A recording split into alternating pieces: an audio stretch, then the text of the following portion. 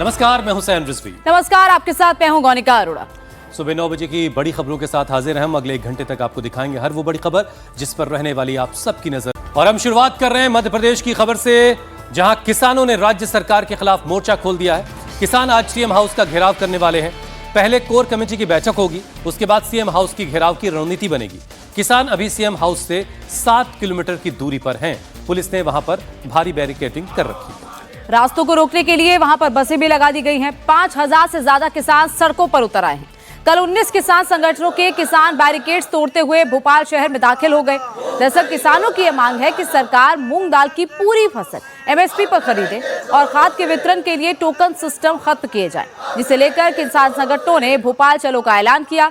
हालांकि पुलिस ने तैयारी की थी। भोपाल के तमाम रास्तों पर बैरिकेड्स भी लगाए गए थे ताकि उन्हें रोका जा सके। भोपाल के बॉर्डर सील कर दिए गए थे, लेकिन पुलिस के सारे इंतजाम बेकार साबित हुए, नाकाफी साबित हुए। हजारों किसान बैरिकेड्स तोड़ते हुए भोपाल के अंदर दाखिल हो गए। पुलिस ने प्रदर्शनकारियों को RRL तिराहे पर रोकने की कोशिश की तो पुलिस और किसानों के बीच भिड़ंत देखने को मिली। किसानों का कहना है कि वो बिना अपनी मांगों के पूरा हुए यहां से जाने वाले नहीं हैं। ऐसे में मौके पर पुलिस कमिश्नर समेत 20 से ज्यादा थानों की पुलिस को तैनात कर दिया गया है।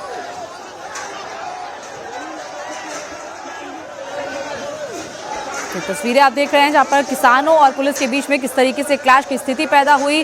जैसे ही किसानों ने भोपाल चलो का ऐलान किया, उसके बाद से पुलिस ने पुख्ता इंतजाम किए थे।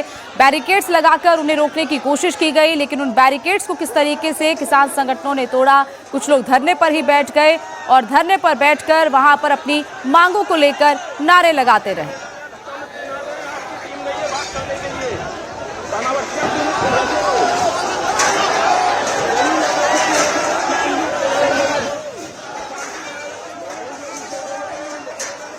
मध्य प्रदेश के मूंग उत्पादक जिलों के किसानों की नाराजगी लगातार दूसरे दिन भी जारी है। मुख्यमंत्री निवास के घेराव के लिए निकले ये तमाम किसान इस वक्त राजधानी भोपाल के अंदर ही ये बीच शहर के अंदर कहे तो पड़ाव जो है वो डाले हुए हैं। और कल लगातार कृषि मंत्री समेत सचिव कृषि और तमाम आला अधिकारियों से जो मीटिंग थी वो बेनतीजा रही, जिसके बाद इस तरीके से घेराव करके बैठे हैं इस इलाके का जो वीर सावरकर सेतु कहा जा रहा है। नाराजगी साफ तौर पर है और मांग भी साफ है कि सरकार मूंग पर 100% MSP की घोषणा करे, ई टोकन सिस्टम में बदलाव करे और अनिश्चितकालीन धरने की बात करते हुए ये किसान अब बुधवार यानी आज सुबह सीएम हाउस घेराव की एक बार फिर से अपील कर रहे हैं,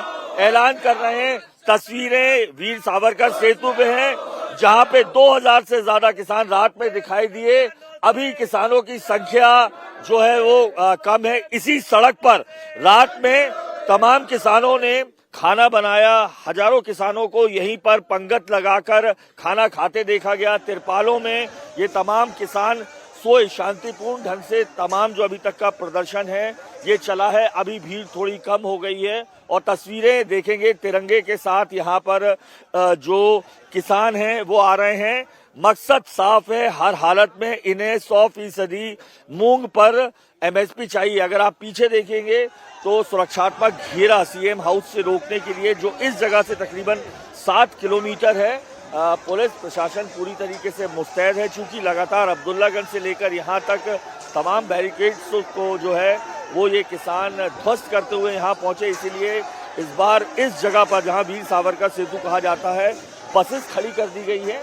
तमाम आला अधिकारी पुलिस के यहाँ मौजूद हैं और ये हालात कल रात से ही हैं यहाँ। इस दौरान भोपाल का ये जो ट्रैफिक है 5 से 7 घंटे तक पूरी तरीके से जाम के हालात में जो है वो फंस गया, इसे कहा जाए तो गलत नहीं होगा। इसलिए आज तमाम स्कूल जो इस इलाके के हैं उसे भी बंद कर दिया गया है। नाराजगी अभी भी है।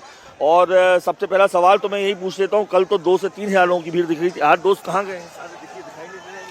देखो किसान सभी यही हैं। हमने अपने किसानों को जिस तरह सरकार ने हमको यहाँ रोका है, किसानों को भोपाल के अंदर सेट कर दिया है। अगर यहाँ पर प्रशासन हमसे जोर जबरदस्ती करता है तो भोपाल के हर चौराहे पे किसान खड़ा अपना झंडा डंडा लेके खड़ा रहेगा।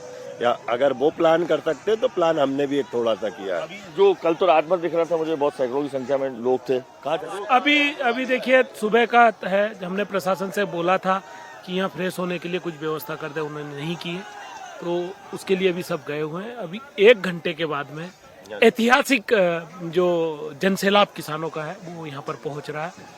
बस सरकार तो लगातार आपसे बात कर रही है, कल भी कृषि मंत्री ने आपसे बात की, फिर दिक्कतें कहाँ आ रही हैं? काम की बात तो कर रही है, पर सिर्फ गुमराह करने के लिए बात कर रही है। ठोस नतीजा किसानों के पास नहीं मिल रहा है, इसलिए निरंतर हमारी निरंकुशता और किसान सरकार के प्रति आक्रोशित है। तो किसान अपनी मांगों के साथ भोपाल के अंदर दाखिल हो चुके हैं। सीएम हाउस से कुछ दूरी पर उनको रोक दिया गया है। अनुराग अमिताभ इस वक्त हमारे साथ सीधे जुड़ चुके हैं। अनुराग, ताजा सूरत हाल इस वक्त क्या है, जरा तस्वीरें भी दिखाइए, और अभी आगे की रणनीति आज की किसानों की क्या है? क्या सरकार की तरफ से कोई पहल होती आपको दिखाई दे रही है? किसानों से बातचीत का सरकार का कोई प्रोग्राम है? देखिए तस्वीरें इस वक्त आपको मैं दिखा देता हूं। किसान यहां पर लगातार कल रात से बैठे हुए हैं। संख्या अभी कम है क्योंकि बता रहे हैं सुबह से जो रात्रिकालीन जो सोए थे अलग अलग जगह पर फ्रेश होने से लेकर तमाम गतिविधियों के चलते भीड़ कम है। पीछे आपको अगर मैं दिखाऊंगा तो पुलिस अपनी तैयारी और कड़ी कर रही है। कल बैरिकेडिंग के तौर पर बसेस लगाई थी, लेकिन एक के बाद एक आज आप देखेंगे बैरिकेड्स यहां पर लगाए जा रहे हैं। शासन दूसरा एक डोर खोलकर बैठी है। लगातार इन किसानों के साथ जिनसे बातचीत लगातार जारी रहेगी। कुछ देर बाद इनका जो प्रतिनिधि मंडल है वो आपस में कोर कमेटी के जो तमाम लोग हैं वो बैठेंगे और डिसाइड करेंगे कि दरअसल किस तरीके की रणनीति बनानी है सीएम हाउस के घेराव के लिए। हालांकि साफ तौर पर ये कह चुके हैं अनिश्चितकालीन धरना है, ट्रैक्टर्स ट्रॉलीज के साथ यहां पर मौजूद है। और हम बात भी कर लेते हैं, कब तक बैठने का इरादा? जब तक सरकार हमको यहाँ बिठाएगी तब तक हम यहाँ बैठेंगे। सरकार आज हमारी मांग पूरी कर दे, हम चले जाएं। जब तक सरकार हमारी मांग पूरी नहीं करेगी तब तक हम बैठेंगे। कोर कमेटी की बैठक कब होने वाली है? अभी सभी लोग आ जाएं, सुबह सुबह का टाइम है, सब लोग फ्रेश हो रहे हैं। थोड़ी देर के बाद हमारी कोर कंपैरेटिवली कल की अपेक्षा नहीं, किसान आ रहा है। अभी सब लोग इधर उधर गए। हमने प्रशासन से मांग करी थी कि बिल्कुल देखना होगा अनुराग कि किस तरीके से सिचुएशन अगले कुछ घंटों में देखने को मिलती है। क्या सरकार की तरफ से कोई नुमाइंदा इनसे मिलता है, जैसे कृषि मंत्री इनसे मिले थे, बातचीत आगे किस लेवल तक पहुंचती है और क्या किसान मानते हैं यहां से वापस लौटते हैं या फिर ये धरना आगे जारी रहेगा? बहुत बहुत शुक्रिया अमिताभ हमारे साथ जुड़ने के लिए। लोकसभा में एंटी पेपर लीक बिल पर जारी बहस के दूसरे दिन आज विपक्ष के नेता राहुल गांधी का भाषण होगा। तो आज बहस पर सरकार का भी जवाब आने वाला है। आज अपने भाषण से पहले ही राहुल गांधी ने तेवर दिखा दिए। प्रियंका गांधी ने सदन के अंदर शिक्षा मंत्री पर टिप्पणी की तो राहुल गांधी ने सदन के बाहर प्रहलाद जोशी को घेरा। संसदीय कार्य मंत्री किरण रिजिजू ने इसे चरित्र हरण की कोशिश करार दिया। कांग्रेस का फोकस अब शिक्षा मंत्री को टारगेट करने पर है। आज राहुल गांधी को चर्चा में हिस्सा लेना है। हालांकि कल प्रियंका गांधी ने जो टिप्पणी प्रहलाद जोशी को लेकर के की उसे रिकॉर्ड से हटा दिया गया, लेकिन प्रियंका ने कहा कि वो अपने बयान को ऑथेंटिकेट करेंगी, इसलिए आज सदन का माहौल गर्मा सकता है। एंटी पेपर लीक पर बहस जोरदार, पक्ष विपक्ष में वार पलटवार। प्रधानमंत्री महोदय जी ने नया शिक्षा मंत्री चुना, एक ऐसे व्यक्ति को इस पद पर आसीन किया जिसने ऐसे कैसे बिना ऑथेंटिकेशन बोल सकते, मुझे बिना नोटिस दिए हुए। इसलिए मैं इसको खंडन करता हूँ और उसको एक्सपेल करना चाहिए और उनको माफी मांगना चाहिए। अभी कर रही हूँ ऑथेंटिकेट, मैंने भेज दिया। वीडियो है, एक वीडियो है सर। है ना, ये है ना, ये वीडियो है, वीडियो भी है उस समय का। आप समझ जी हाँ, मैं दूंगी और अच्छी तरह प्रॉपर प्रोसीजर से दूंगी। सदन में आज राहुल गांधी का भाषण, सरकार का आएगा जवाब। The BJP puts a man who is a defender of rapists. That's the most filthy type of man. There can be no filthier man than somebody who says that rapists need protection. That is the education minister of India today. It's strange. It's a strange reaction from the Prime Minister that there are so many people in his cabinet. He could have chosen any one of them, but he chooses a person who protects rapists. It's quite amazing. जब bill pay चर्चा होते हैं तो bill का merits पे चर्चा होना चाहिए और वो इधर उधर का बात करके पूरा अपोजिशन पार्टी का जो बहुत बड़ा मौका था कि बिल पे अच्छा से चर्चा हो, वो मौका एक तरीके से गवा दिया। और राहुल गांधी जी भी बोलेंगे तो मैं उनको एडवाइस नहीं देना चाहता हूं, मैं सिर्फ अपील करता हूं कि बिल पे बोले। बिल के बाहर इधर उधर कूद के बोलने से वो हेडलाइन बतौर सकता है, कोई फायदा नहीं होगा देश के लिए। संसद में एंटी पेपर लीक पर बोलने से पहले विपक्ष के नेता राहुल गांधी का ये तेवर बता रहा है कि आज सदन में पक्ष विपक्ष के बीच जोरदार बहस होने वाली है। आज सदन में विपक्ष के नेता राहुल गांधी के भाषण के बाद एंटी पेपर लीक बिल पर सरकार का जवाब आएगा। आज चर्चा के बाद पेपर लीक के गुनहगारों के खिलाफ एक कड़ा कानून आने वाला है। मंगलवार को सदन में एंटी पेपर लीक बिल पर चर्चा के दौरान पक्ष और विपक्ष के सांसदों ने एक से बढ़कर एक तर्क रखे। विपक्ष ने सरकार को घेरने की कोशिश की तो सत्ता पक्ष के सांसदों ने नए कानून की खूबियां गिनाई। हालिया जो घटनाक्रम रहा है उसका संज्ञान लेते हुए प्रधानमंत्री स्वयं ने यह निर्णय लिया कि हमें इसी विधेयक को थोड़ा और मजबूत करने की आवश्यकता। So we learn from the experience of the 2024 act. 2 महीने के भीतर सारी जांच इन्वेस्टिगेशन मुकम्मल की जाएगी और उसके बाद जो भी ट्रायल कोर्ट होगा, जो अभी इस केस में is going to be a fast track special court, उसमें ये 3 महीने, यानी जिस दिन वारदात रिपोर्ट हुई है उस दिन से लेकर के आखिरी निर्णय आने तक 5 महीने से ज्यादा अवधि काल नहीं रहा जाएगा। कि जो 45 व्यक्ति थे जो चार्जशीट हुए थे नीट यूजी 2024 पेपर लीक के मामले में, 45 में से 44 को बेल मिल चुका है। ये है इनकी गंभीरता। तो ये कानून उस समय भी विफल था और ये कानून जिस मंशा से आज ला रही है आज भी ये विफल होगा। ये कानून आपकी विफलता का स्मारक है, क्योंकि ऐसे कानून 2024 के में लाने के पश्चात भी 2026 में तो लीक हुआ ना sir. Anti paper leak bill पर बहस के दौरान विपक्ष के सांसदों के निशाने पर धर्मेंद्र प्रधान रहे। कांग्रेस सांसद प्रियंका गांधी ने 2 दिन पहले संसद पहुंचे धर्मेंद्र प्रधान के बीजेपी सांसदों द्वारा दिए गए स्वागत को शर्मनाक बताया, तो नए शिक्षा मंत्री प्रहलाद जोशी पर भी आरोप लगाए, जिसको लेकर सदन में जमकर हंगामा हुआ। शिक्षा मंत्री जी ने शर्मनाक परिस्थितियों में अपना इस्तीफा दिया।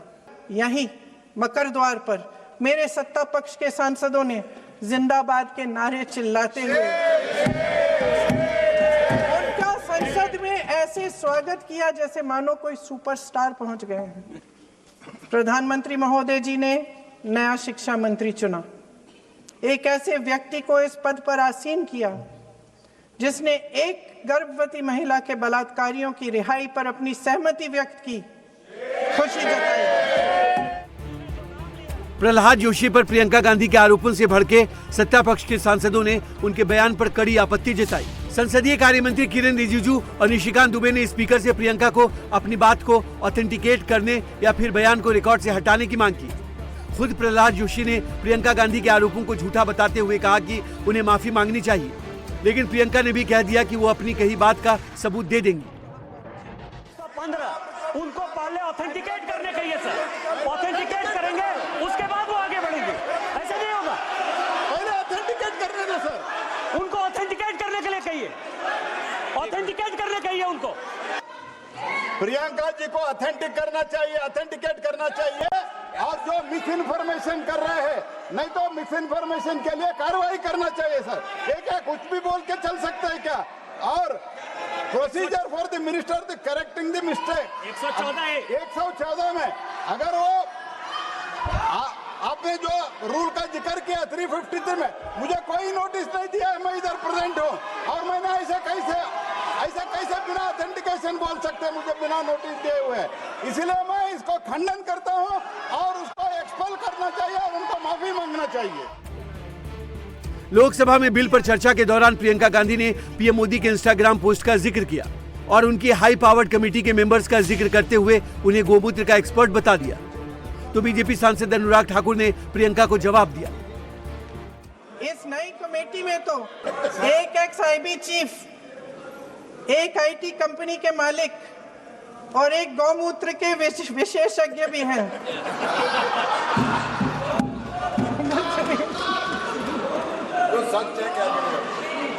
इन्हें शिक्षा के बारे में क्या पता जी?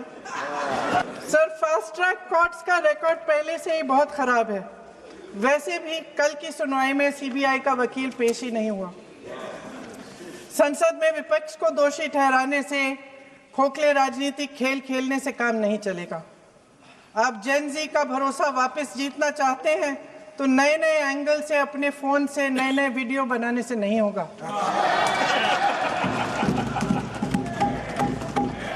प्रधानमंत्री जी को कैमरे का एंगल नहीं, दिल का एंगल बदलना पड़ेगा। मुझे तो लगता था प्रियंका गांधी जी कुछ अच्छा कहेंगी। उन्होंने कहा ये गौमूत्र के विशेषज्ञ हैं। तो गांधी परिवार की सबसे बड़ी समस्या ये है कि वो भारत की परंपराओं को ना तो समझते हैं और ना ही समझने का प्रयास करते हैं, बल्कि उनका उपहास उड़ाते हैं। डॉक्टर कामकोटि जी आधुनिक विज्ञान के शिखर पर है। एक तरफ आर्टिफिशियल इंटेलिजेंस के एक्सपर्ट हो सकते हैं तो दूसरी ओर गौमूत्र पर भी अध्ययन कर सकते हैं। इस पर रोक नहीं है। अपनी जड़ों से जुड़ने पर कांग्रेस को परेशानी है। मुझे तो लगता था प्रियंका गांधी जी राहुल गांधी जी से थोड़ी बेहतर होंगी, बहन भाई से थोड़ी बेहतर लगती थी, कम से कम हंस तो लेती थी। लेकिन आज जो आईआईटी मद्रास के डायरेक्टर के ऊपर तंज कसा, मैं ये कहूंगा भाई बहन एक जैसे लगते हैं, एक ही वनस्पति पर हैं। जिसके इस्तेमाल के साथ दिमाग कई बार सही तरह से फंक्शन नहीं करता है और हो सकता है गौमूत्र इसको क्योर करे। डॉक्टर साहब, हो सकता है एक ही गौमूत्र उनको cure. Anti paper leak bill पर कांग्रेस की तरफ से प्रियंका गांधी ने मोर्चा संभाला तो दूसरी विपक्षी पार्टी के नेताओं ने भी छात्रों के प्रोटेस्ट पर पुलिस एक्शन और पेपर लीक को लेकर सरकार को घेरा। एआईएमआईएम चीफ ओवैसी ने छात्रों के प्रोटेस्ट को बांग्लादेश और नेपाल में हुए प्रोटेस्ट से जोड़ा तो एसपी चीफ अखिलेश यादव ने धर्मेंद्र प्रधान के इस्तीफे के बाद हुए स्वागत पर तंज कसा। चर्चा के दौरान विपक्षी सांसदों ने सरकार पर तानाशाही का आरोप लगाया। एआईएमआईएम चीफ ओवैसी ने भारत में नेपाल वाले प्रोटेस्ट की ओर इशारा किया, लेकिन विपक्षी दलों के नेताओं ने जंतर मंतर से प्रधानमंत्री मोदी को दी गई गालियों, प्रदर्शन के दौरान हुई अश्लीलता की कोई बात नहीं की। इसीलिए शिवसेना के सांसद श्रीकांत शिंदे ने विपक्ष को आईना दिखाया। ये सरकार ये कानून लाकर देश की आवाम को, नौजवानों को पैगाम दे रही है, तुम रोड पर निकल कर आओ, हम डरेंगे। और किसी शायर ने अच्छा कहा था, इधर आ सितमगर हुनर आजमाए, तू तीर आजमा हम जिगर आजमाए। आप नौजवानों को छोड़कर उनको अपना रिश्ता खत्म करके आप अगर हुकूमत करना चाहते हैं आइंदा 2.5 साल, तो मैं बड़े एतमाद के साथ कह रहा हूं कि आपकी मिस गवर्नेंस की वजह से कहीं खुदा ना खास्ता जो पड़ोसी देश में हुआ वो हरकत यहां पर ना हो जाए। उस आफत की दावत आप दे रहे हैं। लोगों को भड़काया गया, लोगों में जो है यहाँ पर इनके पार्टी के भी लोग वहां पर गए और बदिया गालियां जो है वहां पर देने लग गए। हमारा देश का युवा जो है ये बदिया गाली नहीं देगा, लेकिन आज वहां पर दी गई। ये कहते हैं डिक्टेटरशिप तानाशाही। अगर डिक्टेटरशिप तानाशाही होती तो यहाँ पर जो रील बनाए प्राइम मिनिस्टर मोदी के विरोध में यहाँ पर गालियां दी, उनको उनके मां के ऊपर गालियां दी, सीआरपीएफ को गाली दी, सेना को गाली दी, पुलिस को गाली दी। अगर डिक्टेटरशिप नहीं होती यहाँ पर तो ये गाली देने की हिम्मत कोई करता नहीं। आज यहाँ पर जो है डेमोक्रेसी है, इसलिए हमने स्टूडेंट के साथ बात की, स्टूडेंट्स को बुलाया, उनके बारे में उनको क्या चाहिए ये सुना और आज तो उनके ऊपर के मुकदमे भी हमने वापस ले लिए। इसे डेमोक्रेसी कहते हैं। चर्चा के दौरान एसपी चीफ अखिलेश यादव ने भी सरकार पर पुराने कानून को ही नए नाम से लाने का आरोप लगाया तो पेपर लीक के मुद्दे को यूपी से जोड़कर पेपर लीक को राम मंदिर के चढ़ावे की चोरी से जोड़ने की कोशिश की। जब मंत्री जी लौटे हैं, मंत्री नहीं रहे, उसके बाद सदन के बाहर उनका स्वागत किया गया। अध्यक्ष महोदय, जो स्वागत हुआ उसके लिए हमें कोई शिकायत नहीं है, लेकिन माननीय सदस्यों को कितनी बड़ी राहत मिली होगी, कितने बड़े संकट से बचाया उन्होंने। एक प्रधान जी को हटा करके प्रधानमंत्री बचा लिया आपने। अध्यक्ष जी, इन 75 years of India's independent history, कई सारी पेपर्स लीक हो चुके हैं। मैं जब इस भाषण के लिए तैयारी कर रहा था, हजारों papers, in the last 20 years, more than 200 paper leaks have taken place, केंद्र स्तर सरकार के स्तर पे, प्रदेश सरकार के स्तर पे। I can give you a full list when who was in power, but is that going to solve the problem? Convictions इसलिए नहीं होता था क्योंकि एक स्पेशल कानून इसके लिए नहीं था। आप 2010 में इसको इंट्रोड्यूस किए थे, पास नहीं किए थे, हम इस बार इसको पास कर रहे हैं। मंगलवार को देर रात तक चली चर्चा में तेजस्वी सूर्या, बांसुरी स्वराज, अनुराग ठाकुर जैसे सत्ता पक्ष के युवा सांसदों ने हिस्सा लिया, तो विपक्ष से प्रियंका गांधी, गौरव गोगोई, अखिलेश यादव, डिंपल यादव सहित कई नेताओं ने सरकार को नए कानून पर घेरने की कोशिश की। 3 मई 2026 को नीट की परीक्षाएं हुई, 12 मई को परीक्षाएं रद्द हो गई और फिर सरकार ने री एग्जाम कराया 21 जून को। लेकिन सवाल इस बात का है कि जब 2024 में कानून बिल पास हो गया था, तभी भी ये लीकेज क्यों हुई? ये जो 2024 के बाद भी जो ये लीकेज हुई है, कहीं एक षड्यंत्र तो नहीं है सरकार का? बात राजनीति की नहीं है, बात इस देश के युवाओं की है और इस देश के युवाओं का भविष्य किसी भी राजनीतिक विचारधारा या दल की डिफरेंसेस से ऊपर है। और इसीलिए मैं यहां से इस सदन के पटल से हर प्रकार के एग्जामिनेशन माफिया को चेताना चाहूंगी कि आप इस सदन के संकल्प से बड़े नहीं हैं। पेपर लीक मामले में एक तरफ बिहार और असम के बाद अब महाराष्ट्र और पश्चिम बंगाल ने भी प्रदर्शनकारियों पर से केस वापस ले लिए हैं। लेकिन सुप्रीम कोर्ट की टिप्पणी के बाद सीजेपी ने चिंता जताते हुए केंद्र सरकार को चेतावनी दी है कि अगर प्रदर्शनकारियों को टारगेट किया गया तो फिर से बड़ा प्रोटेस्ट किया जाएगा। सीजेपी के प्रवक्ता सौरभ दास ने सुप्रीम कोर्ट के आदेश पर कहा कि सरकार अपना वादा तोड़ रही है और कोर्ट के निर्देशों की आड़ में प्रदर्शनकारियों के खिलाफ कार्रवाई की जा रही है। इस बीच गृह मंत्रालय ने हलचल तेज है।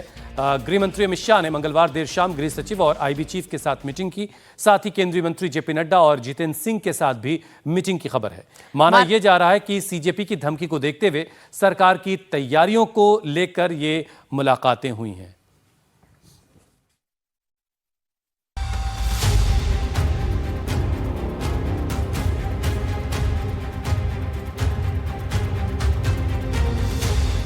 गृह मंत्रालय में हलचल तेज है। केंद्रीय गृह मंत्री अमित शाह ने मंगलवार रात 2 घंटे के अंदर 2 महत्वपूर्ण बैठकें की हैं। पहली बैठक गृह सचिव गोविंद मोहन और आईबी के चीफ महेश दीक्षित के साथ की। यह बैठक करीब 45 मिनट तक चली। दूसरी बैठक केंद्रीय मंत्री जेपी नड्डा और जितेंद्र सिंह के साथ की। यही दोनों मंत्री सरकार की तरफ से प्रदर्शनकारियों से बात कर रहे थे, इसलिए अमित शाह की ये मीटिंग महत्वपूर्ण मानी जा रही है। ये रात करीब 11:30 बजे की तस्वीरें हैं जब गृह मंत्री अमित शाह सदन से निकल रहे थे। उनके साथ जेपी नड्डा भी दिखाई दे रहे हैं। इस मीटिंग से पहले गृह सचिव गोविंद मोहन और आईबी के चीफ महेश दीक्षित गृह मंत्री से मिलने संसद भवन में पहुंचे थे। ये तस्वीरें उसी मुलाकात के बाद की हैं। ये मीटिंग ऐसे वक्त में हुई है जब पेपर लीक पर प्रोटेस्ट कर रही कांग्रेस जनता पार्टी ने एक बार फिर से आंदोलन की धमकी दी है। ये सीजेपी के फाउंडर अभिजीत दीपिके का पोस्ट है, जिसमें दीपिके ने लिखा है कि अगर प्रदर्शनकारी छात्रों को निशाना बनाया गया तो वो फिर से बड़ा लेकिन शांतिपूर्ण प्रदर्शन करेंगे। हम लोगों ने 25 तारीख को जो सरकार से एग्रीमेंट हुआ था, हम उम्मीद करते हैं सरकार उसे ऑनर करेगी। बंगाल और असम और बिहार में ऑलरेडी जो है एफआईआर्स वापस ली गई है। हम सरकार से मांग करते हैं कि दिल्ली में, बंगाल में और तमाम ऐसे राज्य जहां पर हमारे छात्रों पर एफआईआर की जा रही है, उन्हें परेशान किया जा रहा है, उसे वापस लिया जाए। आप अपनी बात से पीछे मत हटिए, वरना हम फिर से आंदोलन करने को मजबूर हैं। दूसरा पोस्ट सौरभ दास का है, जो कांग्रेस जनता पार्टी के प्रवक्ता हैं और यही सरकार से बात कर रहे थे। सौरभ ने अपनी लंबी चौड़ी पोस्ट में सुप्रीम कोर्ट के फैसले का जिक्र किया है। इस पोस्ट की एक लाइन में सौरभ ने लिखा कि अदालत का जानकारी के बिना दिया गया आदेश पूरी तरह से अस्वीकार्य है। जाहिर है ये सुप्रीम कोर्ट के ऑर्डर पर बहुत बड़ी टिप्पणी है। सुप्रीम कोर्ट के ऑर्डर के लिए सौरभ दास केंद्र सरकार को घेरकर वादा खिलाफी का आरोप लगा रहे हैं। शाम को सरकार के जो रिप्रेजेंटेटिव्स हैं उनसे मैं मिलने भी गया था, उनका इनविटेशन आया था। उसमें उन्होंने मुझे सुप्रीम कोर्ट का एक ऑर्डर दिखाया जिसमें जो डायरेक्शन नंबर 4 है उसमें लिखा हुआ है कि जो FIRs एग्जिस्टिंग है उसमें इन्वेस्टिगेशन फर्दर चल सकता है। अब मुझे ये नहीं पता कि मतलब कि अब सरकार ने बोला कि क्योंकि ये है रिटन ऑर्डर सुप्रीम कोर्ट का, इसके वजह से मैटर सब जुडिस हो गया है। मैंने बोला आप लोग गारंटी देंगे रिटन में या नहीं देंगे? अभी तक उनके तरफ से कोई जवाब नहीं आया है। तो हम बता देना चाह रहे कि हम लोग फिर से एक बहुत बड़ा प्रोटेस्ट का ऐलान करेंगे। दिल्ली में होगा, दूसरे स्टेट्स में भी होगा, एक तरीके से पूरा नेशन वाइड हम लोग फिर से प्रोटेस्ट करेंगे, क्योंकि जो छात्रों का हित है उस पे हम लोग काम करते रहेंगे। एंड जो जितने भी प्रोटेस्टर्स हैं जिनको टारगेट किया जा रहा है या फ्यूचर में जाके उनको टारगेट किया जाएगा, उनको हम लोग बचाएंगे, उनको हम लोग अकेला नहीं छोड़ेंगे। तो सरकार को मैं बता देना चाह रहा हूं कि आप ऐसा विश्वासघात मत करिए किसी भी युवा के साथ। आपने जो वादा किया है वो आप फुलफिल करिए। अगर आप नहीं करते हो तो फिर से छात्र एक बार रास्तों पे उतरेगा। मंगलवार को सुप्रीम कोर्ट ने साफ कर दिया है कि आपराधिक रिकॉर्ड वालों पर एक्शन जारी रहेगा। कोर्ट ने अपने अंतरिम आदेश में कहा है कि 18 साल से कम उम्र के जिन प्रदर्शनकारियों का कोई आपराधिक रिकॉर्ड नहीं है उन्हें तुरंत रिहा किया जाए। जिन लोगों पर पहले से कोई केस नहीं था उनके खिलाफ फिलहाल कोई सख्त कार्रवाई नहीं होगी। पुलिस कार्रवाई की स्वतंत्र और निष्पक्ष जांच होगी। जरूरत से ज्यादा बल प्रयोग करने वालों की जवाबदेही तय होगी। प्रदर्शन से जुड़े CCTV, ड्रोन, बॉडी कैमरा और दूसरे डिजिटल सबूत सुरक्षित रखे जाएंगे। सुप्रीम कोर्ट ने दिल्ली समेत 8 राज्यों से जवाब मांगा है। हालांकि पिछले 36 घंटों में बिहार, असम, पश्चिम बंगाल और महाराष्ट्र की सरकारों ने 26 जुलाई शाम 6 बजे तक की टाइमलाइन तय करते हुए पेपर लीक के खिलाफ प्रदर्शन कर रहे लोगों पर केस वापस लेने का नोटिफिकेशन जारी कर दिया है। मंगलवार को कोलकाता की बैंक शॉल कोर्ट ने 24 जुलाई को हुई हिंसा के मामले में गिरफ्तार 16 प्रदर्शनकारियों को 500 रुपए के बॉन्ड पर रिहा कर दिया। कोलकाता पुलिस ने इन सभी को मीडिया पर्सन्स पर हमले के आरोप में गिरफ्तार किया था। कोलकाता में प्रोटेस्ट के दौरान धर्मतला में रिपोर्टर्स पर हमले हुए थे। 6 पत्रकारों ने पुलिस से शिकायत की थी। 5 अलग अलग FIR दर्ज की गई थी। इन मामलों में 16 लोग गिरफ्तार किए गए थे, लेकिन सबको बेल दे दी गई। सारे धमकी बंदूक लगाकर शुभेंदु अधिकारी का सरकार को आप लोग डरा नहीं पाएंगे। जिसको अरेस्ट किया गया या केस दिया गया, देखना पड़ेगा कि वो स्टूडेंट है कि वो लोग गुंडा है। स्टूडेंट अगर है तो डेफिनेटली उसको छोड़ दिया जाएगा, सबका केस वापस लिया जाएगा। लेकिन अगर आप गुंडा है, आप स्टूडेंट ही है नहीं, आप किसी पार्टी का छत्रछाया में आकर देश को अशांति करने का आपका एजेंडा है, कश्मीर को आजादी दो और कश्मीर का 370 वापस दो, ये सब तो स्टूडेंट का इशू नहीं है। तो कौन सा देश का फंडिंग लेके आप लोग ये करवा रहे? महाराष्ट्र के मुख्यमंत्री देवेंद्र फडणवीस ने होम डिपार्टमेंट को आदेश दिया है कि नीट पेपर लीक को लेकर प्रोटेस्ट करने वालों पर जो भी केस हुए हैं वो वापस लिए जाएं। महाराष्ट्र के होम डिपार्टमेंट के मुताबिक आंदोलन के दौरान किसी के खिलाफ कोई सीरियस केस दर्ज नहीं हुआ था। जो भी छोटे मोटे मुकदमे दर्ज किए गए हैं उनको वापस लेने की प्रक्रिया शुरू की जा रही है। बिहार सरकार ने सोमवार को ही प्रोटेस्टर्स के ऊपर दर्ज सारे मामले वापस लेने और गिरफ्तार किए गए लोगों को रिहा करने का ऐलान कर दिया था। प्रदर्शन के दौरान गिरफ्तार किए गए लालू यादव के बड़े बेटे तेज प्रताप यादव को मंगलवार को बेऊर जेल से रिहा कर दिया गया। बिहार में इस पर सियासत तेज हो गई है। ना चाहते हुए भी उनको करना पड़ा, क्योंकि जब जनता सड़क पे आती है तो सरकार को झुकना पड़ता है।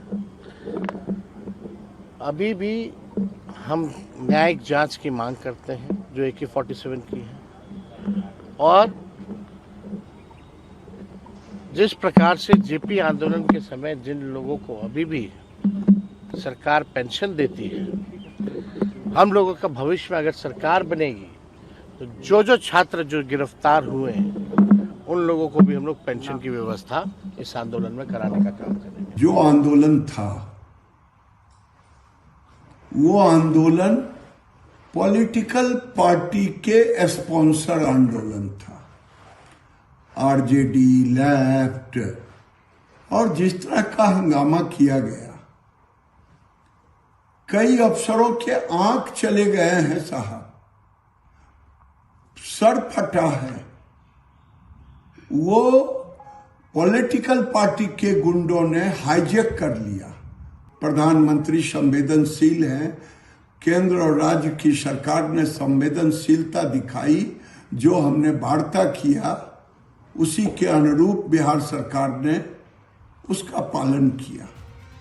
बीजेपी शासित राज्यों की सरकारें सारे केस वापस ले रही थी, लेकिन सुप्रीम कोर्ट ने साफ कर दिया है कि आपराधिक रिकॉर्ड वालों पर एक्शन जारी रखें। इस आदेश से कॉकरोच जनता पार्टी तिलमिला गई है और दोबारा आंदोलन की चेतावनी दे रही है। सरकार अपनी पूरी तैयारी कर रही है। नीट यूजी पेपर लीक मामले की फास्ट ट्रैक कोर्ट में सुनवाई के पीएम मोदी के बयान के बाद सीबीआई फुल एक्शन मोड में है। सीबीआई ने इस मामले में चार्जशीट दाखिल कर दी है और आज पेपर लीक मामले की दिल्ली के राउज एवेन्यू कोर्ट में सुनवाई होनी है। इस मामले में अब तक कुल 13 आरोपी गिरफ्तार किए जा चुके हैं। 12 मई को केस दर्ज करने के बाद से अब तक सीबीआई ने 360 गवाहों से पूछताछ की है। इस मामले में गिरफ्तार सभी 13 आरोपी फिलहाल न्यायिक हिरासत में हैं। सीबीआई ने अपनी चार्जशीट पे 360 गवाहों, 422 दस्तावेजों और 43 अहम सबूतों को शामिल किया है। सीबीआई ने जिन आरोपियों के खिलाफ चार्जशीट दाखिल की है उनमें यश यादव, मंगलीलाल बिवाल, दिनेश बिवाल, विकास बिवाल, शुभम खैरनार, धनंजय लोखंडे, प्रहलाद कुलकर्णी, तेजस, हर्षद कुमार, डॉक्टर मनोज शिकुरे, शिवराज रघुनाथ मोटेगांवकर, मनीषा वाघमारे, मनीषा बंधारे और मनीषा संजय हवालदार शामिल हैं। ग्लासगो में चल रहे कॉमनवेल्थ गेम्स 2026 में मंगलवार को भारत के खाते में 2 सिल्वर मेडल्स आए। लंबी दूरी के रनर गुलबीर सिंह ने मेंस की 10,000 मीटर की रेस में दूसरा स्थान हासिल किया और सिल्वर मेडल पर कब्जा जमाया। और इससे पहले वेट लिफ्टर हरजिंदर कौर ने विमेंस की 69 किलोग्राम कैटेगरी में सिल्वर मेडल जीता है। उन्होंने स्नैच में 101 किलो वजन और उसके बाद क्लीन एंड जर्क में 126 किलो वजन उठाया। 2 सिल्वर मेडल आने के बाद भारत के कुल मेडल्स की संख्या अब 12 हो गई है। इसमें 2 गोल्ड, 7 सिल्वर और 3 ब्रॉन्ज मेडल शामिल हैं। मेडल टैली में भारत 9वें स्थान पर काबिज है, तो वहीं भारत के 3 मुक्केबाज सेमीफाइनल में पहुंच गए हैं, जिनका मुकाबला 31 जुलाई को होगा। बड़ी खबर जापान से है, जहां दक्षिण पश्चिमी जापान में आए जबरदस्त भूकंप ने भारी तबाही मचाई। अलग अलग जगहों पर 13 लोगों की मौत हो गई, तो वहां राहत और बचाव का काम तेजी से चलाया जा रहा है। भूकंप की तीव्रता रिक्टर स्केल पर 7.1 मापी गई है। भूकंप के बाद कुछ लोग लापता बताए जा रहे हैं। क्यूशु के कुमामोटो इलाके में भारी नुकसान हुआ है। भूकंप के बाद बुरी तरह क्षतिग्रस्त हुए एक शॉपिंग मॉल का वीडियो भी सामने आया। भूकंप के कारण काशिमा टाउन में एओन मॉल की भी दूसरी मंजिल ढह गई, जिसमें कई लोग फंस गए। जापान की सेल्फ डिफेंस फोर्स बचाव कर्मियों के साथ मिलकर लोगों को निकालने में लगी हुई है।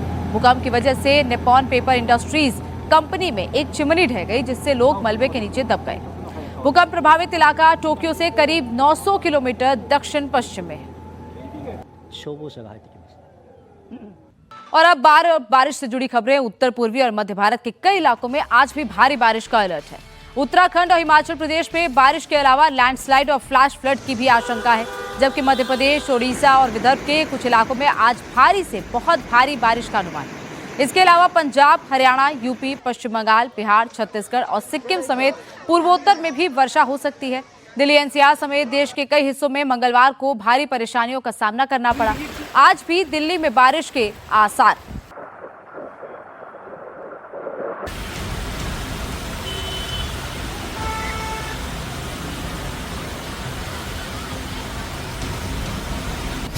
आधे भारत में बारिश बनी आफत। कहीं बाढ़ तो कहीं लैंडस्लाइड से मुसीबत। पूरब से लेकर पश्चिम और उत्तर से लेकर मध्य भारत तक भारी बारिश ने जनजीवन बुरी तरह प्रभावित कर दिया है। असम, ओडिशा और गुजरात जहां बाढ़ से प्रभावित हैं, तो उत्तराखंड, हिमाचल प्रदेश और जम्मू कश्मीर जैसे पहाड़ी राज्यों में भारी बारिश की वजह से जगह जगह लैंडस्लाइड और फ्लैश फ्लड की घटनाएं हो रही हैं।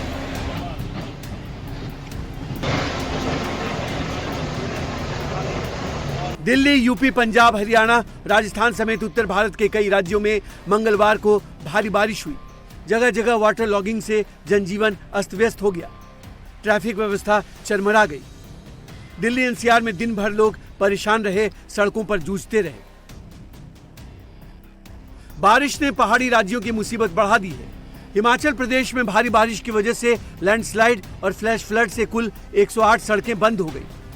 मौसम विभाग ने 5 जिलों में बारिश का ऑरेंज अलर्ट जारी किया है। इसके अलावा 7 जिलों शिमला, चंबा, कांगड़ा, कुल्लू, मंडी, सिरमौर और सोलन में फ्लैश फ्लड का खतरा बताया है। उत्तराखंड में चमोली, टिहरी, उत्तरकाशी और रुद्रप्रयाग में लैंडस्लाइड की घटना हुई। रुद्रप्रयाग के कुंड काकड़ा के बीच केदारनाथ नेशनल हाईवे मलबा आने से बंद हो गया। सोनप्रयाग गौरीकुंड हाईवे भी बंद है, जिसके चलते 4 धाम यात्रा 2 दिन रोक दी गई है। वहीं जम्मू कश्मीर के कुलगाम जिले में बादल फटने की घटना हुई। वहां के देवसर इलाके में कुछ घर पानी में डूब गए। एसडीआरएफ की टीम ने एक घर में फंसे लोगों को सुरक्षित बाहर निकाला। महाराष्ट्र के नागपुर में भारी बारिश ने मंगलवार को हालात बिगाड़ दिए। शहर में जगह जगह पानी भर गया। नागपुर में जगह जगह पर इसी तरीके का जहां पे मैं खड़ा हूं, ये है रामदासपेट का इलाका। पूरी तरीके से सड़कें जलमग्न हो गई है। ये आप देख सकते हैं किस तरीके से 2 पहिया वाहन जो सड़क पे खड़ा है, पूरा का पूरा पहिया उसका पानी में डूब चुका है। ये ऑटो, अन्य जो वाहन चल रहे हैं उनके पहिए पूरी तरीके से डूब चुके हैं। नागपुर के रामदासपेट के अलावा ये काचीपुरा का इलाका भी इसी तरीके से जलमग्न हो गया। जगह जगह पर इसी तरीके के जल जमाव की खबरें आ रही है। नागपुर के प्रतापनगर में बारिश की वजह से हुए वाटर लॉगिंग में स्कूली बच्चे फंस गए, जिन्हें निकालने के लिए अभियान चलाना पड़ा। बच्चों के फंसने से अभिभावक भड़क गए। उन्होंने आरोप लगाया कि स्मार्ट सिटी बनाने के प्रोजेक्ट में जगह जगह खुदाई की गई है, जिस वजह से शहर में वाटर लॉगिंग की समस्या हो रही है। रास्ते खोदने के लिए इनको बारिश में टेंडर निकालते, हर जगह बारिश में निकालते, हर जगह रास्ते जाम है, हर जगह इतना विकास करना पड़ता है। जानलेवा हमला ये विकास नहीं है, जानलेवा हमला ये मतलब 1 साल से है। हालांकि ये धूपकाली में भी धूपकाली में कंप्लीट होना चाहिए था, लेकिन अभी तक हुआ नहीं है। आगे अगर कुछ बच्चों को होता है तो उसकी जिम्मेदार कौन? वहीं शाम होते होते नागपुर के कई हिस्सों में बड़ा जाम लग गया। उधर भारी बारिश के बीच महाराष्ट्र के रायगढ़ जिले में भी यही हालात देखने को मिले। वहां खोपोली स्थित जेनिथ वाटरफॉल पर अचानक पानी का स्तर बढ़ने से 70 पर्यटक पानी के बीच घिर गए। तेज बहाव के कारण उनका बाहर निकलना मुश्किल हो गया, जिसके बाद पुलिस और दमकल विभाग टीम मौके पर पहुंची और बचाव अभियान चलाया। सभी पर्यटकों को रस्सियों के जरिए एक एक कर सुरक्षित जगह पर पहुंचाया गया। गनीमत रही कि किसी को कोई नुकसान नहीं पहुंचा। चंडीगढ़ और आसपास के इलाकों में भी भारी बारिश के चलते निचले इलाकों में पानी भर गया। यहां तक कि चंडीगढ़ अंबाला नेशनल हाईवे पर भी सड़कें डूब गई। पहली बार है कि चंडीगढ़ और पंजाब में रेड अलर्ट बारिश के चलते किया गया हो, और हालत यह है कि सुबह से जो बारिश हो रही थी उसके चलते ये आप हालत देख सकते हैं कि काफी ज्यादा पानी जो है वो राष्ट्रीय राजमार्ग पर इस समय इकट्ठा हो चुका है।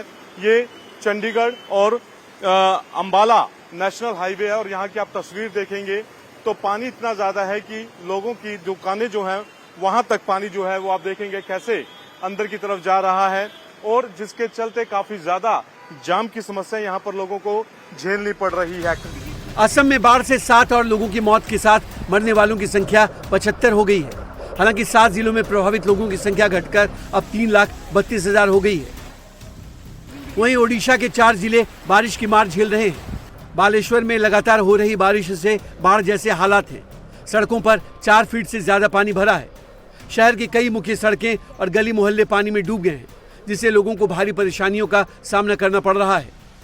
ओडिशा के भद्रक में भी बारिश ने हालात बिगाड़ दिए हैं। वहां की भी सड़कें जलमग्न हैं। प्रशासन ने स्कूलों और आंगनबाड़ी केंद्रों में छुट्टी का ऐलान कर दिया। नदियों का जलस्तर बढ़ने से बाहरी इलाकों में बाढ़ की स्थिति है। इसी तरह ओडिशा के जाजपुर और भद्रक में भी भारी बारिश से बुरे हालात हैं। लगातार बारिश की वजह से बहुत सारे इलाकों में पानी घुस गया है। लोगों के जमीन में कुछ लोग कुछ गांव भी मैरून हो गए हैं। 5 ब्लॉक्स में लोग मतलब लोगों को हमने सेंसिटाइज किया हुआ है, सारे प्रशासन को हमने रेडी किया हुआ है। वहाँ पे एसेंशियल मेडिसिन प्रोवाइड करेंगे, वहाँ पे ड्राई रेशन का प्रबंध किया जाएगा और कुक्ड फूड का भी बंदोबस्त करेंगे। गुजरात के अहमदाबाद में बारिश बंद हो गई है, लेकिन लोगों की जिंदगी पटरी पर नहीं लौटी है। गुजरात सरकार ने अहमदाबाद में हुई भारी बारिश से प्रभावित व्यापारियों, फेरी वालों और दुकानदारों के लिए आर्थिक राहत पैकेज का ऐलान किया। कारोबार को फिर से शुरू करने में मदद के लिए 1 लाख रुपए तक की एकमुश्त सहायता और लोन पर ब्याज सब्सिडी दी जाएगी।